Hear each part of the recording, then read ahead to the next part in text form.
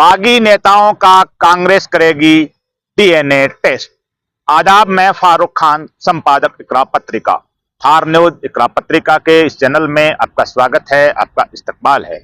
जैसा कि हमने इंट्रो में बताया है कि कांग्रेस पार्टी है वो बागी नेता, वे बागी नेता जो पार्टी छोड़ चुके हैं या पार्टी से उन्हें निकाल दिया गया है विधानसभा और लोकसभा चुनाव के दौरान बगावत करने के मामले में या सामने वाली पार्टी को फायदा पहुंचाने को लेकर के। तो जिन नेताओं को पार्टी ने निकाल दिया है उनकी जो घर वापसी, जो कांग्रेस में जो कोशिश हो रही है घर वापसी करने की, उसके लिए सबसे बड़ी बात कांग्रेस हलके से ये आ रही है कि कांग्रेस पार्टी है उनका सियासी डीएनए टेस्ट करेगी। तो राजस्थान के मामले में यह खबर विशेष तौर पर है। राजस्थान में विधानसभा और लोकसभा चुनाव के दौरान कई कांग्रेसी नेताओं ने टिकट नहीं मिलने की वजह से पार्टी से बगावत कर दी थी। कुछ ने निर्दलीय चुनाव लड़ा था, कुछ दूसरी पार्टी के समर्थन में उतर गए थे या निर्दलीय उम्मीदवार के समर्थन में उतर गए थे, कुछ दूसरी पार्टियों में शामिल हो गए थे। तो ऐसे नेताओं को अब जब कांग्रेस पार्टी में वापसी की चर्चाएं हो रही हैं और काफी नेताओं को कांग्रेस ने लोकसभा चुनाव के दौरान, जिन्होंने विधानसभा में बगावत करी थी, तो लोकसभा चुनाव के दौरान उनको वापसी भी कर ली थी और एक अच्छी खासी संख्या, करीब 2 दर्जन नेताओं की बच गई जिनकी अभी तक वापसी नहीं हुई थी। अब उन 2 दर्जन नेताओं में से एक नेता की पिछले दिनों घर वापसी हो गई, यानी कांग्रेस के अंदर वापसी हो गई। तो अब खबर यह है कि कांग्रेस पार्टी के संगठन ने दिल्ली से लेकर के जयपुर तक इस बात की रणनीति बना ली है, एक तरह की घोषणा कर दी है। खासतौर पे जो पार्टी के जो प्रभारी महासचिव हैं सुखजिंदर सिंह रंधावा, उन्होंने कि पार्टी इन लोगों को टिकट और पद नहीं देगी, इनका एक तरह से सियासी डीएनए टेस्ट किया जाएगा कि ये पक्के कांग्रेसी हैं या नहीं हैं, इनमें कांग्रेसी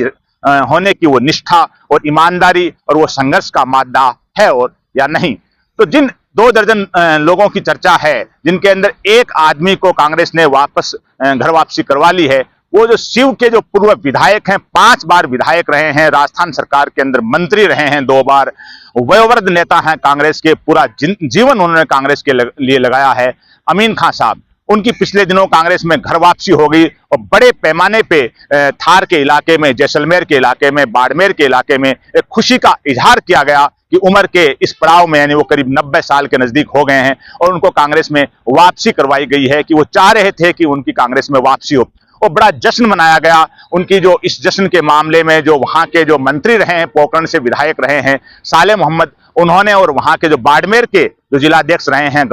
जिलाध्यक्ष हैं अभी गफूर अहमद, इन लोगों ने बड़ी खुशी का इजहार किया और उनके घर पे जाकर के भी बधाई दी और उनको अलग अलग जगह बुला करके उनका इस्तकबाल भी किया गया। तो अमीन साहब की जब घर वापसी हुई, कांग्रेस में जो वापसी हुई, तो उसी के साथ में जो 2 दर्जन लोग हैं, जिसमें करीब 23 और बचे हुए हैं, जिनके अंदर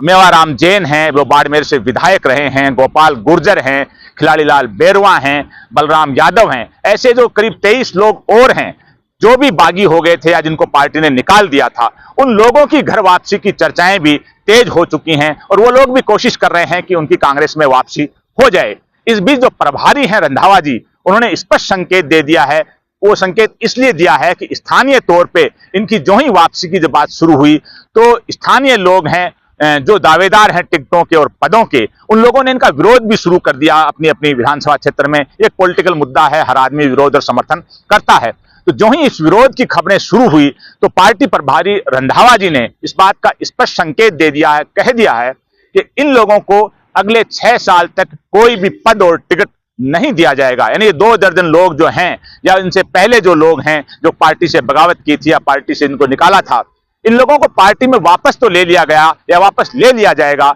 लेकिन अगले 6 साल तक इनका सियासी डीएनए टेस्ट होगा। इन लोगों को न विधानसभा और लोकसभा की टिकट दी जाएगी और न ही इन लोगों को पार्टी के संगठन में कोई पद दिया जाएगा। तो इस घोषणा से, इस संकेत से इन लोगों में जो ये वापसी जिनकी हो गई या जिनकी वापसी होने की चर्चा है, उन लोगों में पूरी तरह से, उनके समर्थकों में खलबली मच गई है कि पार्टी में वापस भी आ रहे हैं और न संगठन में पद मिलेगा और ना ही विधानसभा और लोकसभा की टिकट मिलेगी, तो फिर क्या होगा। इसी चीज को लेकर के जो पूरी तरह से ये जो बागी नेता हैं जो वापस आ गए या आ रहे हैं, आने की तैयारी हो रही है, ये और इनके समर्थकों में जो खलबली मची है। इस बीच जो सबसे बड़ी बात यह है कि कांग्रेस पार्टी के अंदर हमेशा ऐसी घोषणाएं तो होती हैं, लेकिन ये कोई लिखित में घोषणाएं नहीं होती हैं। हर बार ये भी कहा जाता है कि जो 2 बार चुनाव हार गए उनको टिकट नहीं मिलेगा, या जिनकी जमानत जब्त हो गई एक बार उनको नहीं मिलेगा, या इतनी उम्र हो गई उनको टिकट नहीं मिलेगा, या इतने परसेंट युवाओं को टिकट मिलेगा, या इतना परसेंट महिलाओं को टिकट मिलेगा।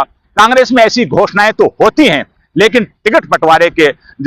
वक्त जब पूरा काम होता है तो इन पे अमली जामा इनको नहीं पहनाया जाता है। तो इन लोगों को ये उम्मीद भी है कि कांग्रेस हर बार ऐसी घोषणा कर रही है, लेकिन इस बार भी कांग्रेस ऐसे ही ये डीएनए टेस्ट की बात कर रही है। जब टिकट और पद की बात आएगी तो अपन कैसे भी हाथाजोड़ी करके और पार्टी के बड़े नेताओं को मना करके टिकट और पद ले लेंगे। लेकिन रंधावा जी ने जो स्पष्ट इशारा दिया है और पार्टी के अंदर ये बात उठ रही है कि वाकई ये बात सही है, और जब तक इन लोगों का सियासी डीएनए टेस्ट नहीं हो, कांग्रेस के प्रति इनकी निष्ठा है, ईमानदारी है, वो चेक नहीं हो अगले 6 साल के लिए, तब तक इनको टिकट और पद नहीं दिया जाए।